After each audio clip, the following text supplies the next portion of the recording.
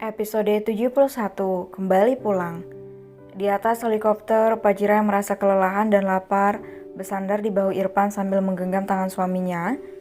Mas, apa kamu mengenal Kak Giant? Iya, dia mantan sahabat aku sayang. Dia orang yang egois dan selalu menginginkan apa yang aku punya. Dan sekarang dia juga menginginkan kamu, ucap Irfan dengan emosi yang tertahan. Aku nggak tahu jika dia anak orang kaya, Mas. Dulu kupikir dia hanya laki-laki biasa. Sejak kapan kamu mengenalnya, sayang?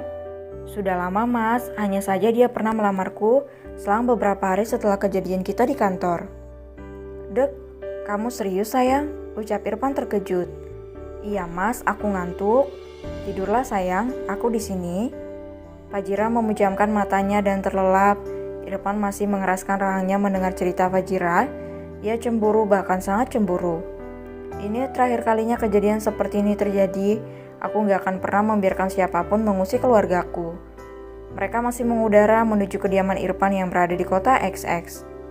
Sementara di rumah mewah Irfan, papa, mama, dan anaknya sudah berada di rumah itu dengan panik dan cemas menanti kabar dari Irfan.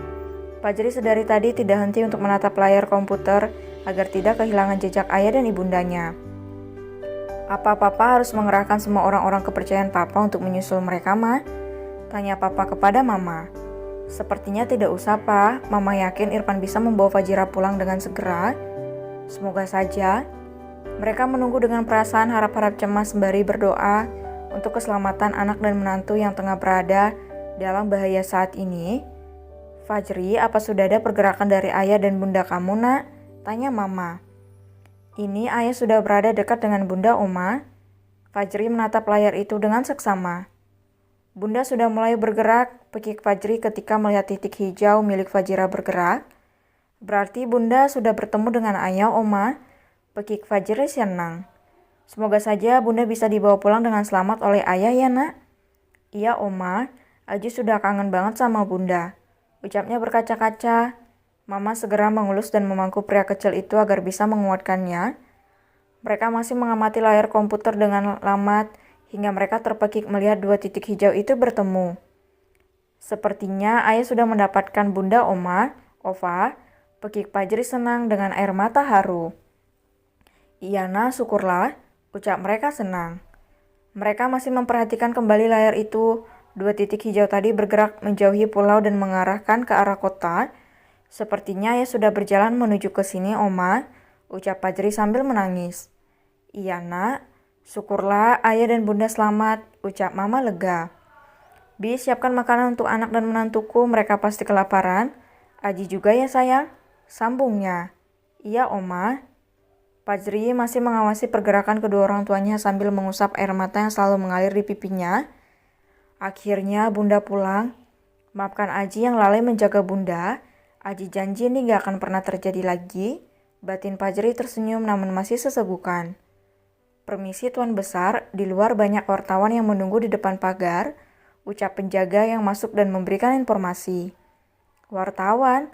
Tanya papa mengernyit. Iya Tuan, dan ini lebih banyak dari sebelumnya.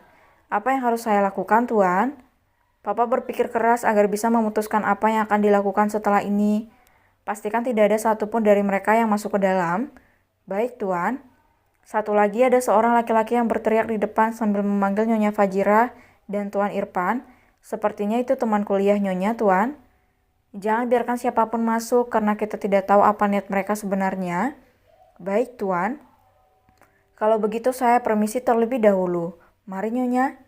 Iya, silahkan, Pak. Penjaga itu berlalu sementara Papa menelpon beberapa bodyguard agar bisa memberikan pengamanan yang ketat di rumahnya. Ayah sudah semakin dekat, Opa, ucap Fajri. Mereka tersenyum senang melihat Irfan dan Fajira sudah memasuki batas kota, apalagi Fajri yang sudah sangat merindukan bidadari kesayangannya itu.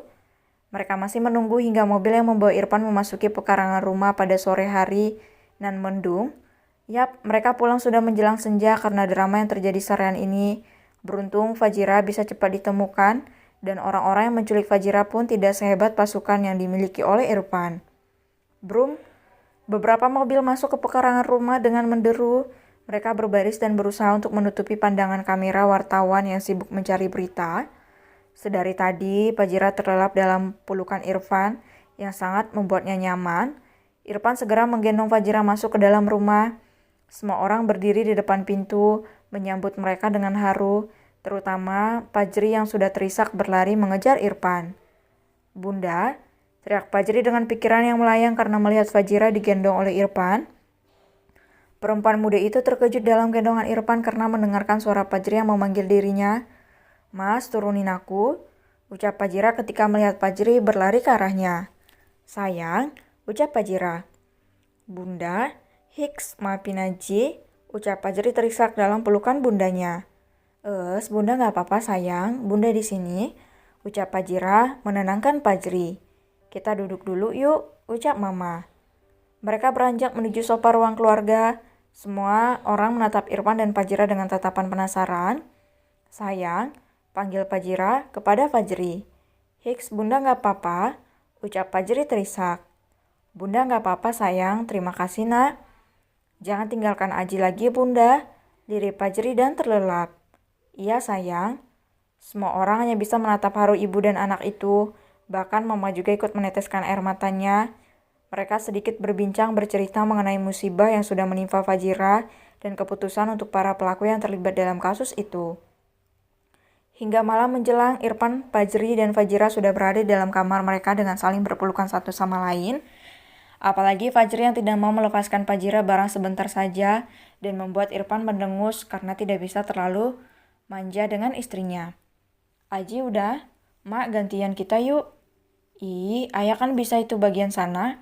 Aji kan masih kangen sama bunda," delik Fajri jengah melihat tingkah Irfan yang selalu mengganggu dirinya saat bersama Fajira. "Seolah ayah kan juga kangen sama bunda sayang."